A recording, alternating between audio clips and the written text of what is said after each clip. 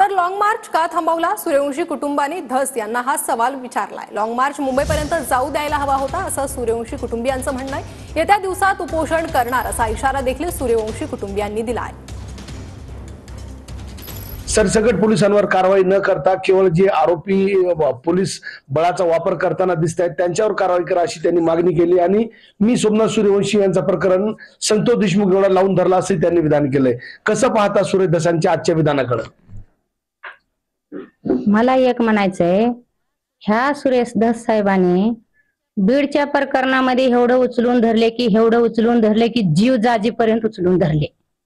आणि त्या परभणीच्या प्रकरणामध्ये संतोष देशमुखाला मारलेल्या गुंडगिरीला, परत ते कराडला ह्यांना सगळ्याला धरा, ह्याच्या आकाला धरा, ह्याच्या आकाच्या आकाला धरा म्हणून असं ह्याने उचलून धरले।